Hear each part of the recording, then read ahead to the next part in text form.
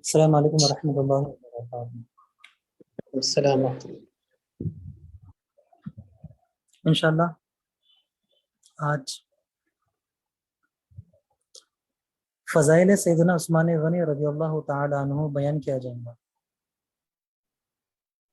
جس میں مقرر مہمان خصوصی حضرت العلامہ و مولانا مفتی عمران القادری رضوی صاحب قبلہ خلیفہ حضور قائد ملت انشاءاللہ ہمارے درمیان آئیں گے اور فضائل سیدنا عثمان غنی رضی اللہ تعالیٰ عنہ کے تعلق سے ہمیں فضائل بھی بتائیں گے اور سوالات و جوابات کا بھی سلسلہ رہیں گا، جس میں عید غدیر کے تعلق سے اور اس وقت جو شہادت کے جو معاملات پیش ہوئے ہیں اس تعلق سے ہم سوالات بھی کریں گے مفتی صاحب سے۔ اسی طرح ہمارے روزمرہ کے جو معاملات ہوتے ہیں اس تعلق سے بھی ہم مفتی صاحب سے سوالات کریں گے اور مفتی صاحب کے جوابات سے اپنی زندگی کو آراستہ کریں گے انشاءاللہ۔ عنقریب بس کچھ ہی لمحے میں مفتی عمران القادری صاحب قبلہ تشریف لانے والے ہیں۔ انشاءاللہ سورۃ الفاتحہ کی تلاوت کی جائیں گی، بغور سماعت کیجیے۔ اعوذ باللہ من الشیطان الرجیم، بسم اللہ الرحمن الرحیم، الحمد للہ رب العالمین، الرحمن الرحیم، مالک یوم الدین، ایاک نعبد و ایاک نستعین،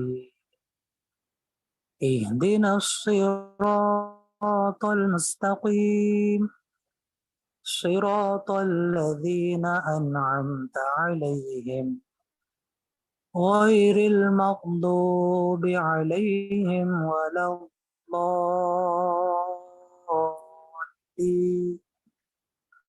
آمین، صدق اللہ العظیم۔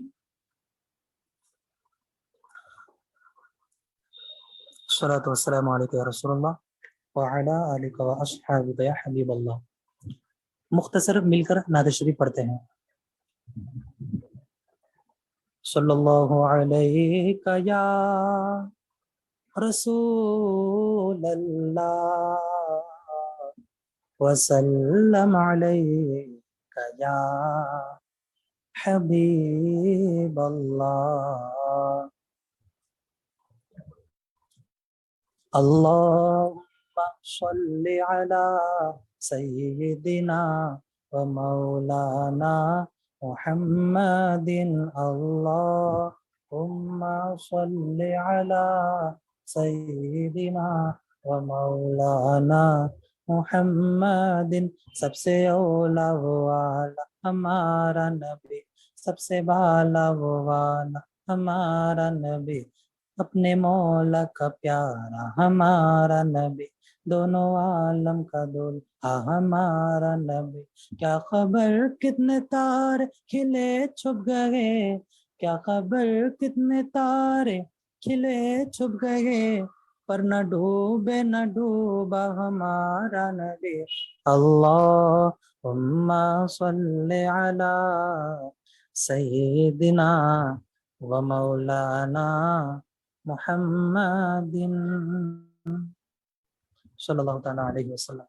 انشاءاللہ عنقریب مفتی صاحب آنے والے ہیں، اور یہ آج کا پروگرام جو ہے فضائل سیدنا عثمان غنی رضی اللہ تعالیٰ عنہ، یہ پروگرام رکھنے کی ایک خاص بات یہ بھی ہے کہ دور حاضر میں جس طرح فضائل سیدنا عثمان غنی رضی اللہ تعالیٰ عنہ کے تعلق سے تانا شکنی کی جا رہی ہے، اور اسی طرح خلیفہ سوم عثمان غنی رضی اللہ تعالیٰ عنہ کی شان و عظمت کو کس طرح گھٹایا جا رہا ہے، اور عثمان غنی رضی اللہ تعالیٰ عنہ کے تعلق سے جو رافضی تو رافضی بلکہ نیم رافضی یعنی رافضیت جیسی سوچ رکھنے والے موجودہ دور کی جس کی پہچان ہے نام نہاد مولائی ٹائپ کے، وہ لوگ کس طرح اہل سنت و جماعت کا لباس پہن کے عوام اہل سنت کے دلوں میں رافضیت پن ڈال رہے ہیں، اس تعلق سے انشاءاللہ آج ہم عقائد اہل سنت کیا ہے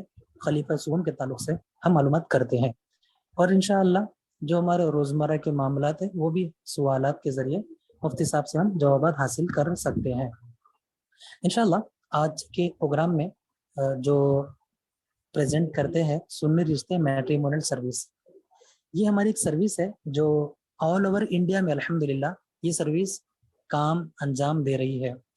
مسلک اعلیٰ حضرت کے رشتے یعنی سنی صحیح العقیدہ جس کی پہچان مسلک اعلیٰ حضرت کے ماننے والوں سے جانی جاتی ہے، تو ان حضرات کے رشتے یہ سنی رشتے میٹریمونل سروس فی سبیل اللہ لگاتے ہوئے آ رہی ہے، اور الحمدللہ اب تک کافی سارے لوگ اس سے فائدہ اٹھا چکے ہیں اور ہنسی خوشی زندگی گزر بسر کر رہے ہیں۔ الحمدللہ یہ سروس سے آپ جوائن ہو کر نہ صرف اپنے لیے بلکہ اپنے دوست احباب عزیز و اقارب کے لیے، اپنے شہر والوں کے لیے، سب کے لیے رشتہ تلاش آپ کر سکتے ہیں۔ اور الحمدللہ یہ سروس میں ہم جو ہے کوشش کرتے ہیں کہ حتی الامکان ہماری کوشش شریعت کے دائرے میں رہتے ہوئے ہو۔ کبھی کبھی ایسا ہوتا ہے کہ ہم کوشش تو کرتے ہیں سنی حضرات کو لینے کی، لیکن کوئی بدعقیدہ اپنے آپ کو سنی بتا کر اگر آ جائے تو ہماری یہ درخواست ہے کہ جتنا ہم نے کوشش کی ہے، کوشش کر لی ہے، آپ بھی اپنی خودی سے جہاں کہیں بھی رشتہ ہوتا ہے آپ دیکھ لیجئے۔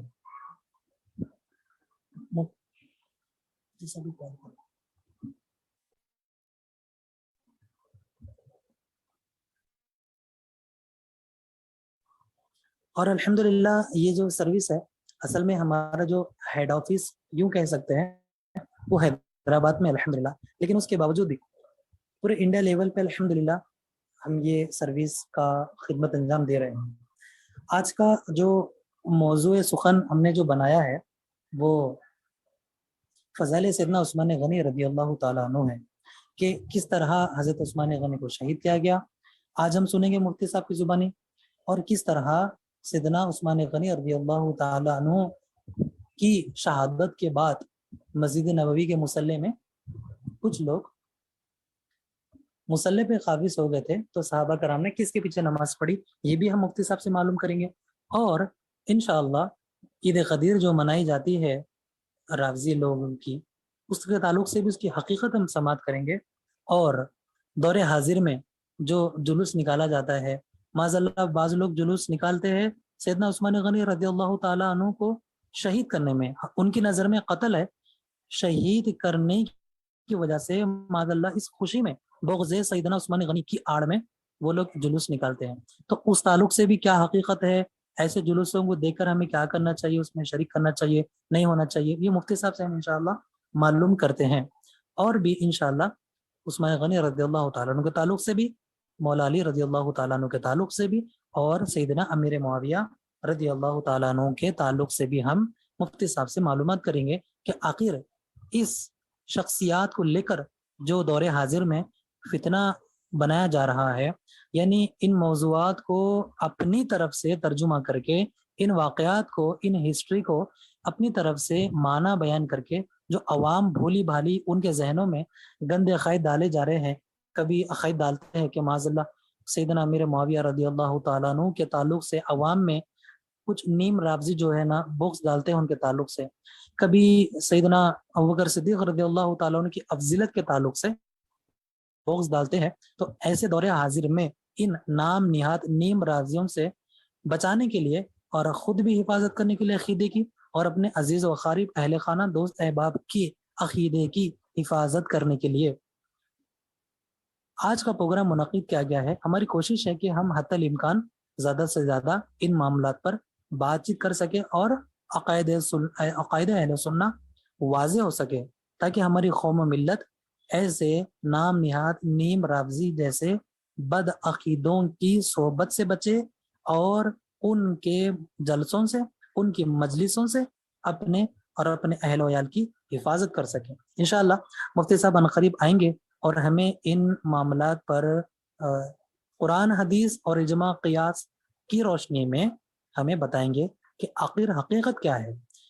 حضرت سیدنا عثمان غنی رضی اللہ تعالیٰ عنہ کی 18 ذوالحجہ کو شہادت ہوئی ہے، اور اس شہادت کے موقع پر کافی سارے عاشقان رسول پروگرامات وغیرہ کرتے ہیں، اور ہمیں بھی پروگرام کرنا چاہیے، اور اسی سیدنا عثمان غنی رضی اللہ تعالیٰ عنہ کی نسبت سے الحمدللہ یہ پروگرام رکھا گیا ہے۔ مفتی صاحب آگے ہیں، اب آپ کو انشاءاللہ مفتی صاحب کو سماعت کرنا ہے، اور یہ گروپ کے لنک کو اپنے دوست احباب میں شیئر کیجیے۔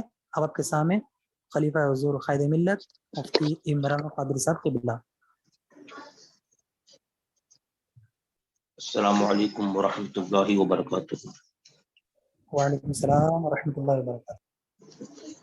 نحمده ونصلي ونسلم على حبيبه الكريم اما بعد اعوذ باللہ من الشیطان الرجیم بسم اللہ الرحمن الرحیم محمد رسول اللہ والذین معه اشداء علی الکفار رحماء بینہم صدق اللہ العظیم وصدق رسولہ النبی الامین المتین الکریم ونحن علی ذلک لمن الشاہدین والشاکرین والحمد للہ رب العالمین۔ قرآن مقدس کی جس آیت کریمہ کی تلاوت کرنے کا شرف حاصل کیا، اس سے متعلق کچھ باتیں آپ کے سامنے عرض کروں۔ آئیے ہم اور آپ سب سے پہلے آقائے نامدار مدینے کے تاجدار حضور رحمت عالم صلی اللہ تعالی علیہ وسلم کی بارگاہ عالیہ میں درود و سلام کا ہدیہ پیش کریں۔ پڑھیں اللہم صلی علی سیدنا و مولانا محمد مبارک وسلم صلاۃ و سلاما علیک یا سیدی یا رسول اللہ صلی اللہ تعالی علیہ وسلم۔ آج ہم اور آپ یہاں پر حضرت عثمان غنی رضی اللہ تعالی عنہ کے عرس کے حوالے سے محفل منعقد کرنے کے لیے جمع ہوئے ہیں، اور اس کے بعد کچھ سوالوں جواب کا بھی سلسلہ رہے گا۔ اللہ ہمارا اور آپ کا آنا اپنی بارگاہ میں قبول فرمائے۔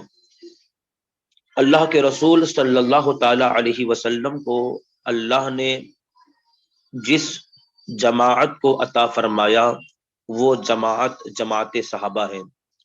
یقیناً صحابہ کرام کی جماعت وہ جماعت ہے جس کے بارے میں خود قرآن پاک کے اندر اللہ رب العزت نے یہ ارشاد فرمایا، اللہ ان سے راضی ہے وہ اللہ سے راضی ہیں۔ یہاں تک کہ قرآن پاک کے اندر اللہ نے جس مقام پر صحابہ کرام کی دو قسمیں بیان فرمائی، ایک وہ صحابہ جو فتح مکہ سے پہلے ایمان لانے والے ہیں، دوسرے وہ صحابہ جو فتح مکہ کے بعد ایمان لانے والے ہیں۔ اللہ رب العزت نے اس جگہ پر یہ بھی فرمایا کہ دونوں کے مقام و مرتبوں میں فرق ہے۔ جو پہلے صحابہ ہیں، جو فتح مکہ سے قبل ایمان لانے والے صحابہ ہیں، ان کے مراتب، ان کا مقام، ان کا منصب بعد والے صحابہ کرام سے بہت اعلیٰ اور افضل ہیں۔ لیکن پھر اللہ رب العزت نے آگے یہ ارشاد فرمایا وَكُلًّا وعد اللہ الحسنى، اللہ نے ہر صحابی سے جنت کا وعدہ فرما لیا ہے۔ واللہ بما تعملون خبیر، حالانکہ اللہ جانتا ہے تم کیا کرنے والے ہو۔ تو اس آیت کریمہ کی روشنی میں صحابہ کرام کے بارے میں ہم اہل سنت و جماعت کا یہ عقیدہ ہے کہ تمام صحابہ جنتی ہیں، اور صحابہ میں کوئی بھی صحابی ہو، ہر صحابی کے بارے میں اہل سنت کا یہ ایمان ہے کہ اللہ نے ہر صحابی سے جنت کا وعدہ فرما لیا۔ اور صحابہ کرام کے اندر مختلف درجے ہیں، اور تمام صحابہ میں سب سے اعلیٰ مرتبہ اللہ نے جسے عطا کیا، اس کے بارے میں اہل سنت و جماعت کا یہ عقیدہ ہے کہ تمام صحابہ میں سب سے اعلیٰ مرتبہ اللہ نے حضرت ابوبکر صدیق رضی اللہ تعالی عنہ کو عطا فرمایا۔ اس کے بعد حضرت عمر فاروق کا مقام و مرتبہ ہے، اس کے بعد حضرت عثمان غنی ज़ुन्नुरैन रदी अल्लाह ताला अन्हु का मकाम मर्तबा है। आज जिस हस्ती का हम उर्स मनाने के लिए यहाँ पर हाजिरी की बरकतें हासिल कर रहे हैं, वो ज़ात हजरत उस्मान गनी की है। हजरत उस्मान गनी रदी अल्लाह ताला अन्हु एक ऐसे सहाबी हैं जिनका मकाम, जिनका मर्तबा वो है कि हजरत आदम अलैहिस्सलातु वस्सलाम से लेकर अल्लाह के रसूल सल्लल्लाहु ताला अलैहि वसल्लम की आमद तक बेशुमार अंबिया किराम इस दुनिया में जलवागर हुए और हर नबी को अल्लाह ने औलाद अता फरमाई, बेटियां अता फरमाई। और यकीनन किसी नबी का दामाद होना ये बहुत बड़ा मकाम मर्तबा है, ये बहुत बड़ा शरफ है। लेकिन हजरत आदम से लेकर हुजूर रहमत आलम सल्लल्लाहु हजरत ईसा अलैहिस्सलातु वस्सलाम तक बेशुमार अंबिया किराम आए और उन्होंने अपनी बच्चियों का रिश्ता किसी न किसी शख्स के किया, और यकीनन नबी का दामाद होना ये बड़े शरफ की बात है। लेकिन जो मर्तबा अल्लाह ने हजरत उस्मान गनी को अता फरमाया, यानी एक नबी की दो शहजादियां जनाब आदम से लेकर जनाब ईसा तक किसी शख्स के निकाह में नहीं आई सिवाय हजरत उस्मान गनी रदी अल्लाह ताला अन्हो के। हजरत उस्मान गनी वो मकाम मर्तबा रखते हैं कि नबीयुल अंबिया हुजूर नबी अकरम सल्लल्लाहु ताला अलैहि वसल्लम की दो शहजादियां आपके निकाह में यके बाद दिगरे आई हैं, हजरत रुकैया और हजरत उम्मे कुलसुम। ये दो शहजादियां हैं सरकार अलैहिस्सलातु वस्सलाम के कि आपको निकाह में यके बाद दिगरे अल्लाह के रसूल अलैहिस्सलातु वस्सलाम ने अता फरमाया है। यहाँ तक कि मौलाए कायनात शेर खुदा रदी अल्लाह ताला अन्हो खुद फरमाते हैं कि मैंने अल्लाह के रसूल सल्लल्लाहु अलैहि वसल्लम को खुद फरमाता हुआ सुना है कि वो हजरत उस्मान रदी अल्लाह ताला अन्हो से फरमा रहे थे कि ऐ उस्मान, आकाए करीम अलैहिस्सलातु वस्सलाम फरमाते हैं, ऐ उस्मान, अगर मेरी 40 बेटियां होती तो एक के बाद दूसरे को एक के बाद दिगरे तुम्हारे निकाह में दे देता, यहां तक कि कोई बाकी ना बचती। आप जरा अंदाजा करें कि अल्लाह के रसूल अलैहिस्सलातु वस्सलाम कितनी मोहब्बत फरमाते थे। इंसान अपनी बेटी किसी को भी जब देता है तो पहले उसे समझता है, उसके मकामों मरातिब को वो जानता है, तब जाकर अपनी बेटी उसके निकाह में देता है। आप अंदाजा लगाएं कि सरकार अलैहिस्सलातु वस्सलाम ने अपनी दो बेटियां हजरत उस्मान गनी के निकाह में दी हैं, तो आपकी नजर में हजरत उस्मान गनी का क्या मकाम रहा होगा, क्या इज्जत रही होगी।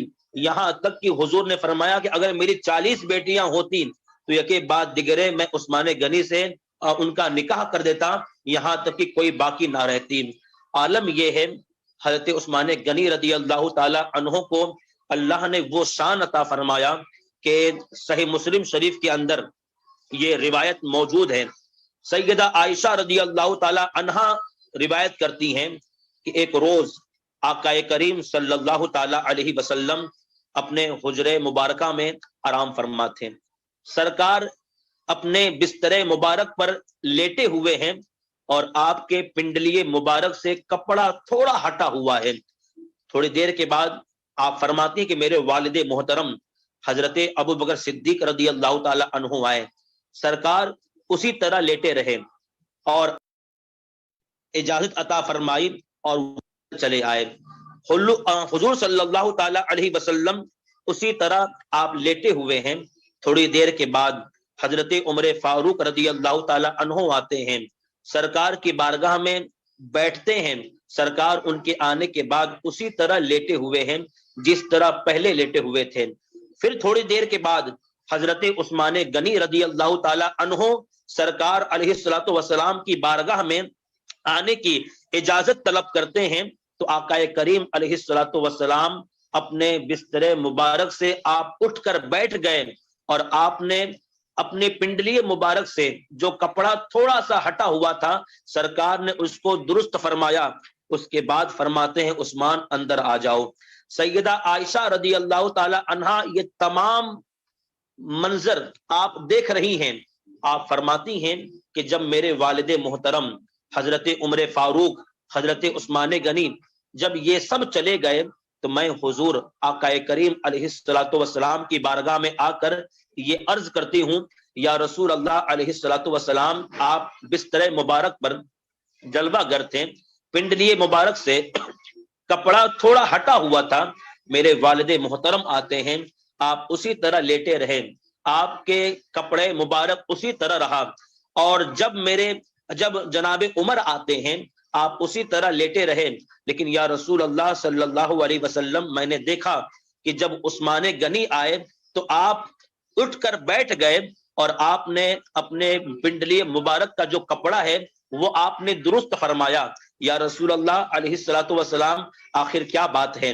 آقا کریم علیہ الصلوۃ والسلام فرماتے ہیں کہ عائشہ, کیا میں اس شخص سے حیا نہ کروں جس سے فرشتے حیا کرتے ہیں؟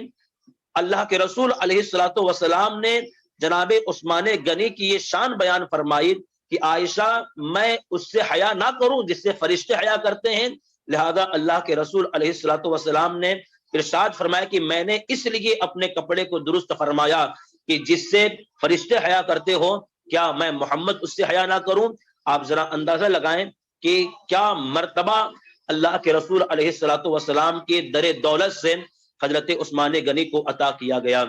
حضرت عثمان غنی رضی اللہ تعالی عنہ, جن کے حوالے سے تاریخ دمشق کے اندر میں آپ کے سامنے آپ کے مراتب کے حوالے سے 4 حدیثیں بیان کرتا ہوں.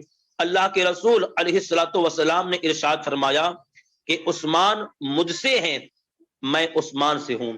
مختلف مراتب میں, اب مختلف مقامات پر یہ فضیلت اللہ کے رسول علیہ الصلوۃ والسلام نے کئی صحابہ کرام کو عطا فرمایا, لیکن ان میں حضرت عثمان غنی کا بھی شمار ہے کہ اللہ کے رسول علیہ السلام فرماتے ہیں کہ عثمان مجھ سے ہیں, میں عثمان سے ہوں. اور دوسری حدیث میں سرکار فرماتے ہیں کہ جنت میں ہر نبی کا ایک رفیق ہوگا, اور میرے رفیق عثمان ابن عفان ہوں گے. اور پھر اس کے بعد ایک حدیث میں آقا کریم علیہ الصلوۃ والسلام نے جناب عثمان غنی کے شان کو بیان فرمایا. حضور فرماتے ہیں بروز قیامت عثمان کی شفاعت سے 70,000 ایسے آدمی بلا حساب جنت میں داخل ہوں گے جن پر جہنم واجب ہو چکی ہوگی. آپ اندازہ لگائیں, آج ہم اور آپ یہاں پر عثمان غنی رضی اللہ تعالی عنہ عرس کے حوالے سے جمع ہوئے. آپ اندازہ لگائیں کہ حضرت عثمان غنی آپ فرماتے تھے کہ مکہ میں مدینہ چھوڑ کر جینا گوارا نہیں, اور مدینے میں مرنا گوارا تو ہے, لیکن مدینہ چھوڑ کر مدینے سے باہر جینا گوارا نہیں. آپ اندازہ لگائیں کہ آپ نے آقا کریم صلی اللہ تعالی علیہ وسلم کے در دولت سے حضور علیہ الصلوۃ والسلام کے حوالے سے یہ ذکر موجود ہے کہ سرکار علیہ الصلوۃ والسلام کی بارگاہ سے آپ نے 2 مرتبہ جنت خریدی ہے, 2 مرتبہ. ایک جیش عسرہ کے موقع پر, جب آپ نے وہ جنگ جہاں پر حالات ایسے تھے کہ صحابہ کرام علیہم الرضوان پتے کھا کر اپنا گزارا کرتے تھے, پتے کھا کر, ایسے موقع پر جناب عثمان غنی رضی اللہ تعالی عنہ نے 300 اونٹ مع ساز و سامان کے اللہ کے حبیب علیہ الصلوۃ والسلام کی بارگاہ میں پیش کیا, راہ خدا میں دیا. اس وقت آپ نے پہلی مرتبہ جنت آپ نے سرکار علیہ الصلوۃ والسلام سے خریدی تھی. اور دوسرے موقع پر جب آپ مدینہ طیبہ میں اللہ کے حبیب علیہ الصلوۃ والسلام نے فرمایا ہے کوئی جو مجھ سے جنت خریدے, صحابہ کرام علیہم الرضوان نے عرض کی حضور جنت کس کے بدلے ملے گی, ہم جنت آپ سے کیسے خریدیں گے؟ تو اللہ کے حبیب علیہ السلام فرماتے ہیں کہ جو مسلمانوں کے لیے میٹھے پانی کے کنویں کا انتظام کر دے وہ مجھ سے جنت خریدے. واقعہ بڑی تفصیل ہے, لیکن آپ دیکھیں جناب عثمان غنی رضی اللہ تعالی عنہ نے وہ بیر روما, جسے بیر عثمان کے نام سے بھی یاد کیا جاتا ہے, مدینہ طیبہ مسجد قبلتین کے پاس جو باغ ہے آج بھی وہ کنواں موجود ہے. بیر روما جسے بیر عثمان بھی کہا جاتا ہے, وہ کنواں خرید کر پورے مدینہ طیبہ میں واحد یہ کنواں تھا جو میٹھے پانی کا کنواں تھا جو یہودی کے پاس تھا.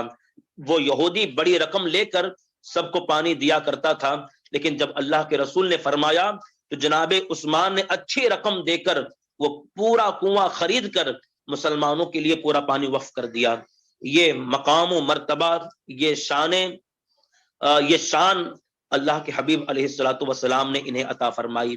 تو آپ اندازہ لگائیں کہ سرکار علیہ الصلوۃ والسلام کا حکم کسی بھی معاملے میں ہو جائے تو سب سے آپ اپنے مال کو اللہ کے رسول کی بارگاہ میں پیش کرتے تھے. آج تو حالات یہ کہ دین کے نام پر ہم چند روپے نکال نہیں سکتے، لیکن اگر دنیاوی امور کی بات ہو لاکھوں ہزاروں خرچ کیے جا رہے ہیں. لیکن آپ ذرا اندازہ کریں کہ جناب عثمان غنی، اللہ نے انہیں دولت عطا فرمائی تھی، لیکن انہوں نے اپنی دولت کو خرچ کیا ہے صرف اللہ کی رضا کے لیے، اللہ کے حبیب علیہ الصلوۃ والسلام کی رضا کے لیے. تو آج بڑے مقدس موقع پر ہم اور آپ حضرت عثمان غنی رضی اللہ عنہ کے عرس کے حوالے سے یہاں پر جمع ہوئے. باتیں تو بہت ساری ہیں اور یقیناً زوم کے اندر بڑا مختصر وقت بھی ہوتا ہے، اور آپ جانتے ہیں کہ 40 منٹ کا غالباً یہ وقت ہوتا ہے جس کے اندر پورے پروگرام کو ہمیں سمیٹنا ہوتا ہے. بس یہ کچھ باتیں جو میں نے آپ کے سامنے عرض کی، کیونکہ بزم سوالات بھی ہیں اور آپ کے سوالوں کے جوابات بھی فقیر قادری کو دینے ہیں. تو یہ چند باتیں جو حضرت عثمان غنی کی حوالے سے آپ کے سامنے میں نے عرض کیے. بس دعا کرے کہ اللہ رب العزت حضرت عثمان غنی کا صدقہ ہمیں عطا فرمائے، اور حضرت عثمان غنی کے فیضان سے اللہ ہم گناہگاروں کو مالا مال فرمائے، اور حضرت عثمان غنی کے فیضان کرم سے اللہ ہم گناہگاروں کی مغفرت کریں. اب آئیں، اگر آپ کے ذہنوں میں کوئی سوال ہو تو اپنے سوالات پیش کریں تاکہ آپ کے سوالوں کے جوابات دے دیے جائیں. درود پاک پڑھیں، اللہم صلی علی سیدنا و مولانا محمد مبارک وسلم، صلاۃ و سلام علیک یا سیدی یا رسول اللہ صلی اللہ علیہ وسلم. چونکہ مختصر وقت ہے اور مجھے ایک جگہ نکلنا بھی ہے، تو اس لیے آپ 10 سے 15 منٹ میں جو بھی سوالات کرنا چاہیں کریں، انشاءاللہ آپ کے سامنے ان کے جوابات دیے جائیں گے.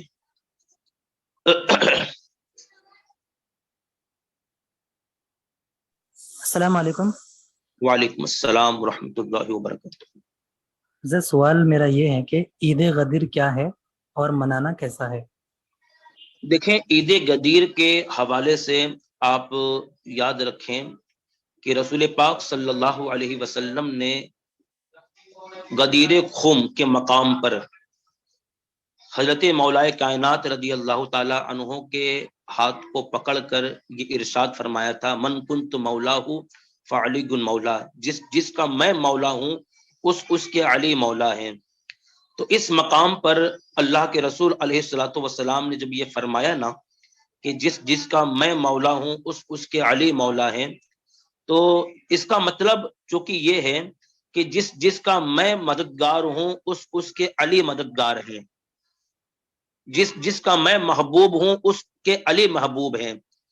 لیکن شیعوں نے یہاں پر اس حدیث پاک سے یہ معنی لیا، یہ مطلب لیا کہ یہاں پر سرکار علیہ الصلوۃ والسلام نے مولائے کائنات کے خلافت کا اعلان کیا کہ میرے بعد خلیفہ علی ہوں گے. حالانکہ اگر اس کا جواب میں تفصیل کے ساتھ دوں تو 10 سے 15 منٹ اسی میں چلا جائے. بس اتنا آپ جانیں کہ مولا کا معنی خلیفہ ہوتا ہی نہیں ہے. کوئی بھی ڈکشنری آپ اٹھا لیں، مولا کا معنی خلیفہ نہیں ہوتا. اس لیے یہ غدیر خم کے مقام پر جو اللہ کے رسول علیہ الصلوۃ والسلام نے مولائے کائنات کو یہ فضیلت عطا فرمائی، تو اسی کو شیعہ عید غدیر کے نام سے مناتے ہیں. یاد رکھیں، اہل سنت و جماعت میں عید غدیر کے نام پر کوئی بھی ایسا جو ہے تہوار جو ہے ہمارے فقہا نے، ہمارے محدثین نے نہیں منایا. پوری تاریخ اٹھا کر آپ دیکھ لیں، یہ جتنی بھی تاریخیں ہمارے سامنے پیش کرتے ہیں یہ سب شیعوں کی تاریخ ہیں، ورنہ جو مستند اور معتبر علماء کرام اور ائمہ اعظام جو اس دنیا میں جلوہ گر ہوئے، کسی نے عید غدیر کے نام پر کوئی ایسا جو ہے اپنے گھر کے اندر محفل منعقد کی ہو، ایسا نہیں ہے. لہذا یہ ان کی پہچان ہے. مولا کائنات کی شان اہل سنت جس طرح بیان کریں گے، یہ شیعہ کیا بیان کریں گے؟ یہ تو شیعہ وہ ہیں کہ اعلیٰ حضرت امام اہل سنت فرماتے ہیں کہ اہل بیت کے مقام و مراتب کو یہ بیان کرنے کے لیے 3 لاکھ حدیثوں کو انہوں نے جو ہے من گھڑت کے طور پر اپنی مرضی کے طور پر انہوں نے بنا لیے 3 لاکھ حدیثیں. تو عید غدیر جو ہے، جو عقیدہ اہل تشیع کا ہے، اس عقیدے کی بنیاد پر اگر کوئی عید غدیر کرتا ہے تو وہ مجرم قرار پائے گا. اور اہل سنت و جماعت سے جو ہے اس عقیدے کی بنیاد پہ اگر کوئی منائے تو وہ جو ہے اس کے معاملات بڑے مشکوک اور اہل سنت کے حوالے سے وہ بڑے دور ہوتا ہوا نظر آئے گا. ٹھیک ہے. السلام علیکم. وعلیکم السلام. حضرت سوال یہ تھا کہ آج کل کئی لوگ مطلب ہر کوئی اکثر کر کے موبائل میں گیم کھیلتے ہیں کسی نہ کسی طریقے کا. ہاں، تو موبائل میں گیم کھیلنا کیسے ہے؟ گیم کے حوالے سے ہمارے فقہا نے یہ ذکر کیا ہے کہ کھیل کود، یہ لہو و لعب جو ہے یہ ناجائز و حرام ہے. لہذا موبائل کے اندر گیم کھیلنا اور اپنے وقت کو ضائع کرنا یہ لہو و لعب میں شامل ہے. اس لیے فقہا اس کی اجازت نہیں دیتے کہ ایک مسلمان جو نبی کا کلمہ پڑھتا ہو وہ اپنے وقت کو ضائع کرے ایک موبائل کے اندر گیم کھیل کر. لہذا شرعی طور پر موبائل کے اندر گیم کھیلنا بھی ناجائز ہے، اس سے پرہیز کرنا چاہیے.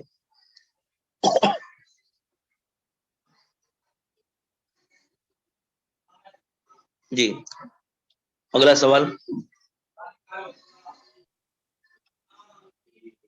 السلام علیکم حضرت. وعلیکم السلام ورحمۃ اللہ وبرکاتہ.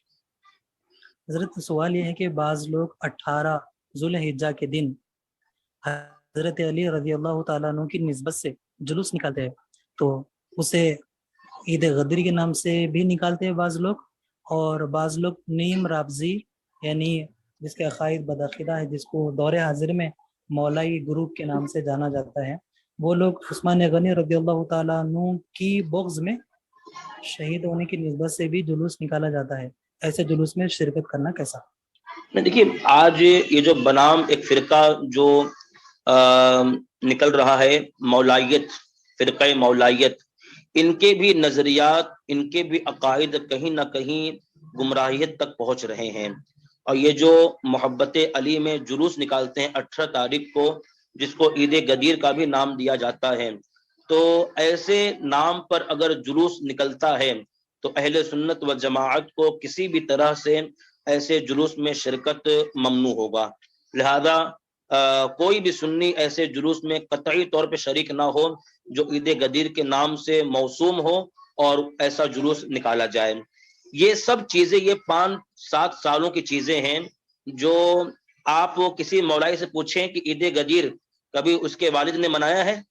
آج جن خانقاہوں میں بڑے زور و شور میں عید غدیر کی باتیں کی جا رہی ہیں، ہم ان کے باپ کو بھی جانتے ہیں، ان کے والد کو بھی جانتے ہیں. کبھی آپ ان سے پوچھیں کہ آپ کے والد محترم نے کبھی عید غدیر منایا ہے؟ آج فیس بک پر کمنٹ آتے ہیں کہ عید غدیر جو منائے وہ حلالی، جو نہ منائے وہ جو حلالی نہیں ہے. تو کبھی آپ ان سے پوچھ لیں. حالانکہ ہم نے بھی دیکھا ہے کہ کبھی ان کے والد نے عید غدیر نہیں منایا، لیکن آج جو ہے ایسی باتیں کی جا رہی ہیں. تو خیر، ایسے عید چاہیے، اسی میں عافیت.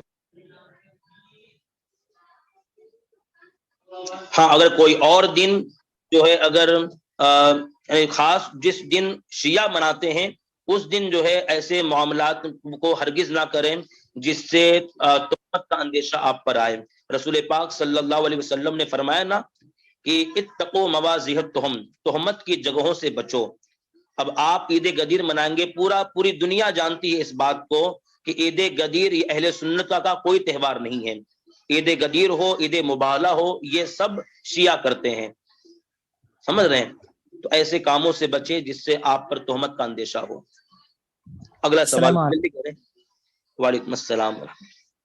حضرت، بدعقیدہ لڑکا جو نہ فاتح دلاتا نہ برخم مانتا، ایسے لڑکے سے سنی بچی کو رشتہ کرانا کیسا؟ اسی طرح اپوزٹ بھی۔ دیکھیں، اگر بدعقیدہ ہے اور جس کی بدعقیدیت حد کفر کو پہنچ چکی ہے یا نہیں پہنچی ہے، لیکن وہ مزارات اولیاء کا انکار کرتا ہے، میلاد مصطفیٰ کا انکار کرتا ہے، تو یہ تمام جو معمولات یہ اہل سنت کے ہیں، اور فی زمانہ اس کا انکار کرنے والا یہ وہابی دیوبندی یہ جماعتیں ہیں۔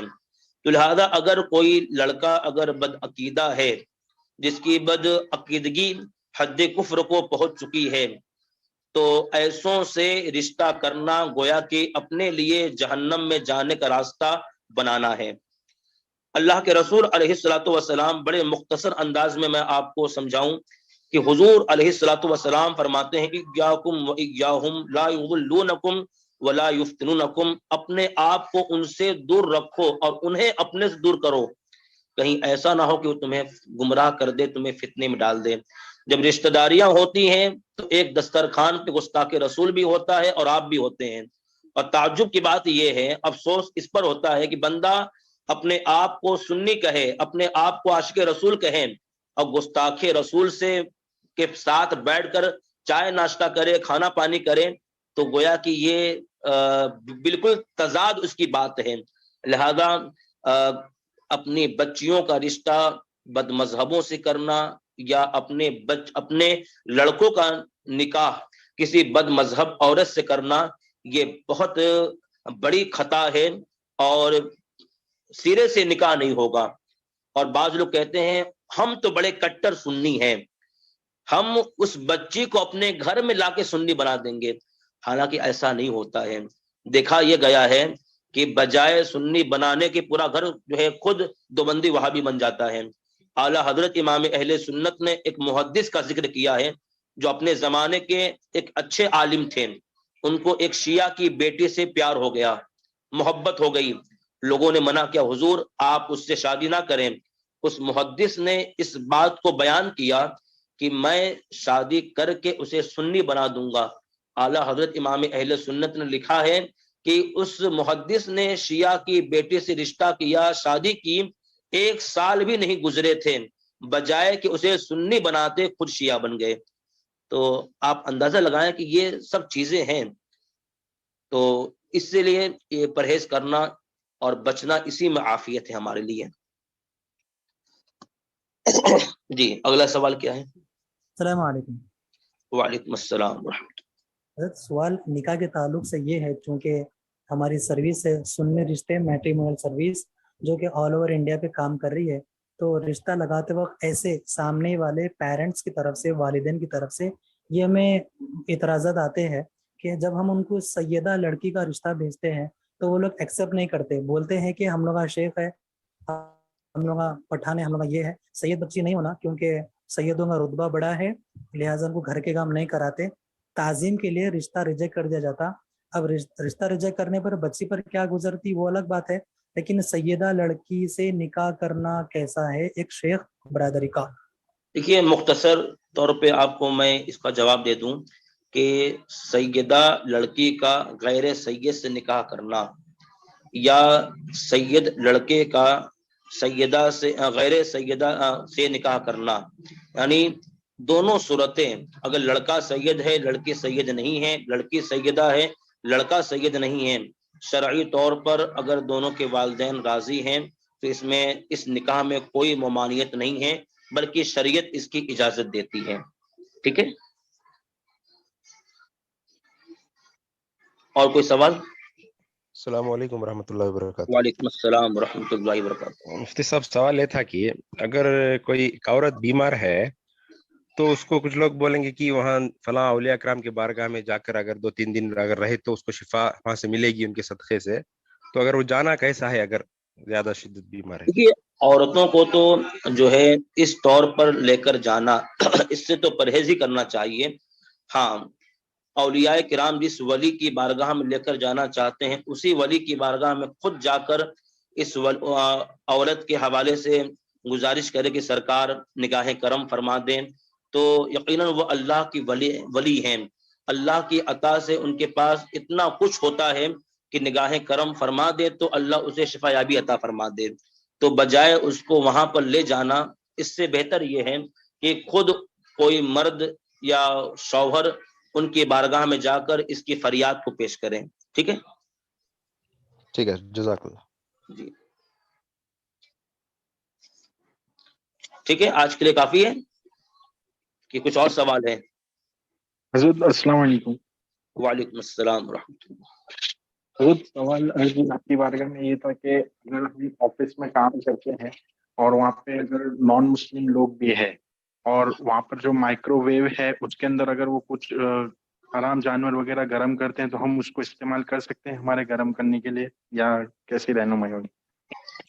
اب دیکھیں، ایسا اوون جس کے اندر آپ یوں سمجھے کہ حرام چیزیں انہوں نے گرم کیا ہے، تو ظاہر سی بات ہے کہ کچھ بھاپ وغیرہ کے معاملات اندر تو ضرور ہوں گے، ہے نا، جب جی گرم ہوتا ہے.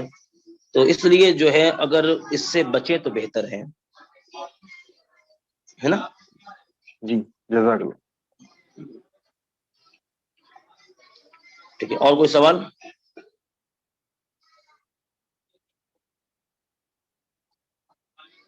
بس حافظ صاحب کافی ہے؟ جی حضرت لاسٹ ایک سوال ہے. جی حضرت سوال یہ ہے نکاح کے تعلق سے کہ دہیز اور جوڑے کی رقم لینا کیسا ہے؟ بھائی دیکھیں، جہیز مانگنا یا لڑکے کا رشتہ دیتے وقت لڑکی والوں سے پیسے کی رقم کا مطالبہ کرنا یہ ناجائز اور گناہ ہے. اس لیے کہ جہیز مانگ کر لینا یا لڑکے کا نکاح کرتے وقت اس بچی کے رشتہ ماں باپ سے پیسے کا مطالبہ کرنا، یہ تو کسی طرح شریعت اس کی اجازت نہیں دیتی ہے. ہاں، اگر وہ اپنی لڑکی کو کوئی تحفہ پیش کر دیں، یعنی جہیز وہ خود ہی دے دیں، تو اس میں جو ہے کوئی ممانعت نہیں ہے، لے سکتے ہیں. لیکن مطالبہ کرنا جو ہے یہ کسی بھی طرح جائز نہیں ہے. ٹھیک ہے، جی آج کے حضرت لیے اتنا کافی ہے. جی حضرت ایک لاسٹ سوال ہے. ہم. حضرت امیر معاویہ رضی اللہ تعالیٰ عنہ کے تعلق سے اہل سنت و جماعت کا کیا عقیدہ ہے؟ حضرت امیر معاویہ رضی اللہ تعالی عنہ کے حوالے سے اہل سنت و جماعت کا یہ نظریہ ہے کہ آپ صحابی رسول ہیں، اور نبی کا صحابی ہونا یہ اپنے آپ میں ہی ایک بہت بڑی فضیلت رکھتا ہے. اللہ کے رسول علیہ الصلوۃ والسلام کی حدیث پاک ہے کہ میرے صحابہ ستاروں کے مانند ہیں، تم میں جو بھی ان میں سے کسی کی پیروی کر لے وہ ہدایت پا جائے گا. اللہ کے رسول صلی اللہ تعالی علیہ وسلم نے اپنے صحابہ کرام کے حوالے سے بڑی شان بیان فرمائی، بڑے مراتب بیان فرمائے. تو صحابہ کرام کے حوالے سے جو جو فضیلتیں اللہ کے حبیب صلی اللہ علیہ وسلم نے بیان فرمائی ہیں، وہ تمام فضیلتیں حضرت امیر معاویہ رضی اللہ تعالی عنہ کے لیے بھی ثابت ہیں. ایک تو عام فضیلت ہے جو ہر صحابی کو عطا کیا گیا، لیکن حضرت امیر معاویہ تو وہ صحابی ہیں جن کو کچھ خاص فضیلتیں عطا کی گئی. یہاں تک کہ سرکار نے ان کے بارے میں دعا فرمائی، سرکار نے کہ اے اللہ امیر معاویہ کو تو ہادی اور مہدی بنا، یعنی انہیں ہدایت یافتہ بھی بنا اور ان کے ذریعے دوسروں کو ہدایت بھی عطا فرما. یہ کئی کتابوں میں یہ حدیث ذکر ہے. اس کے علاوہ اللہ کے رسول صلی اللہ تعالی علیہ وسلم ایک مرتبہ اپنے حجرے میں تشریف لائے، تو چونکہ آپ کی سگی بہن سرکار کی زوجہ بھی ہیں ام حبیبہ، تو ام حبیبہ رضی اللہ تعالی عنہا حضرت امیر معاویہ رضی اللہ تعالی عنہ کو کنگھا کر رہی تھی. تو سرکار نے فرمایا ام حبیبہ کیا تم اپنے بھائی امیر معاویہ سے محبت کرتی ہو؟ تو آپ نے عرض کی حضور یہ میرے بھائی ہیں، محبت کیوں نہیں ہوگی؟ تو اللہ کے رسول علیہ الصلوۃ والسلام نے فرمایا کہ میں بھی ان سے محبت کرتا ہوں، اللہ بھی ان سے محبت کرتا ہے۔ تو آپ ذرا اندازہ لگائیں کہ کتنی شان کے مالک ہیں۔ تو حضرت امیر معاویہ رضی اللہ تعالی عنہ کے حوالے سے بدگمانی کرنا یا معاذ اللہ ان کے حوالے سے کچھ ایسے کلمات استعمال کرنا جو نازیبا ہیں، یہ کھلی گمراہی ہے۔ آپ کو میں اس میں وقت نہیں ہے ورنہ میں کچھ باتیں آپ کو بیان کرتا۔ سرکار علیہ الصلوۃ والسلام نے اہل سنت و جماعت کی جو پہچان بیان فرمائی ہے وہ 10 نشانیاں ہیں۔ اہل سنت و جماعت کی جو پہچان سرکار علیہ الصلوۃ والسلام نے بیان فرمائی، ان میں ایک یہ ہے کہ وہ بندہ جو صحابہ کرام کے حوالے سے اچھی گفتگو نہیں کرتا وہ اہل سنت و جماعت میں نہیں ہے۔ تو حضرت امیر معاویہ کاتب وحی ہے، آپ بڑے شان کے مالک ہیں، اہل سنت کا یہی نظریہ ہے۔ اور جو معاملات مولا کائنات شیر خدا رضی اللہ تعالی عنہ سے ہوئے ہیں اس کے بارے میں ہمارا یہ عقیدہ ہونا چاہیے، ہمارا یہ نظریہ ہونا چاہیے کہ وہ صحابہ ہیں، اس بارے میں ہمیں سکوت اختیار کرنا چاہیے۔ ہم اس قابل نہیں کہ ان کی شان میں ہم لب کشائی کریں، یعنی ان کے خلاف اپنے زبان کو دراز کریں۔ ہم اس قابل نہیں ہیں کہ جو ہے ان کی برائیاں بیان کریں۔ ہاں، یہ ہمارا ماننا ہے کہ مولا کائنات شیر خدا کا مرتبہ بہت اعلیٰ ہے، بڑی شان کے مالک ہیں۔ حضرت امیر معاویہ رضی اللہ تعالی عنہ سے بہت زیادہ مراتب میں شان رکھتے ہیں مولا کائنات شیر خدا، لیکن حضرت امیر معاویہ کے حوالے سے نازیبہ کلمات استعمال کرنا یہ گمراہیت کی علامت ہے۔ اور اس زمانے میں تو جس کو دیکھو کہ جو نازیبہ کلمہ کہتا ہے تو یقیناً وہ گمراہ شخص ہے، ان سے بچنے ہی میں عافیت ہے۔ اللہ رب العزت اس بزم پاک کو اپنی بارگاہ میں قبول فرمائے اور آنے والے تمام حاضرین کی حاضریوں کو اپنی بارگاہ میں اللہ قبول فرمائے۔ دعا کرتے ہیں اللہم صلی علی سیدنا و مولانا محمد مبارک وسلم صلاۃ و سلاما علیک یا سیدی یا رسول اللہ صلی اللہ تعالی علیہ وسلم۔ یا اللہ یا رحمان یا رحیم، آقائے کریم رؤوف الرحیم علیہ تحیت و تسلیم کے صدقے طفیل آنے والے تمام حاضرین کی جو تیرے محبوب صلی اللہ تعالی علیہ وسلم کے چہیتے حضرت عثمان غنی رضی اللہ تعالی عنہ کے عرس مبارکہ میں حاضر آئیں، اللہ سب کی حاضری قبول فرما، سب کو حضرت عثمان غنی کے فیضان سے مالا مال فرما، سب کو حضرت عثمان غنی کے سخاوت کا صدقہ عطا فرما۔ الہ العالمین ہم سب کو ہم سب کی جان مال عزت و آبرو کی حفاظت فرما، نمازوں کی پابندی عطا فرما، گناہوں سے بچنے کی توفیق عطا فرما، بالخصوص مسلک حق مسلک اعلی حضرت پر قائم و دائم فرما، اور اسی سچے مسلک پر ہمیں موت نصیب فرما، اور اسی سچے مسلک کے ماننے والوں کے ساتھ ہمارا حشر فرما۔ یہاں جتنے لوگ حاضر ہیں، جس کے دل میں جو جو آرزویں ہیں میرے مولا، سب کی آرزوؤں کو دعاؤں کو اپنی بارگاہ میں شرف قبولیت عطا فرما۔ ان اللہ و ملائکتہ یصلون علی النبی یا ایھا الذین آمنوا صلوا علیہ وسلموا تسلیما۔ اللہم صلی علی سیدنا و مولانا محمد مبارک وسلم صلاۃ و سلاما علیک یا رسول اللہ صلی اللہ علیہ وسلم۔ سبحان ربک رب العزۃ عما یصفون وسلام علی المرسلین والحمد للہ رب العالمین۔ لا الہ محمد رسول اللہ۔ اب صاحب ہے اجازت؟ جی جی، جزاک اللہ خیر حضرت، بہت بہت شکریہ آپ کا، اسی طرح نیکسٹ ٹائم بھی تشریف لائیے انشاءاللہ عز و جل۔ ٹھیک ہے، السلام علیکم ورحمۃ اللہ وبرکاتہ۔ وعلیکم السلام ورحمۃ اللہ وبرکاتہ۔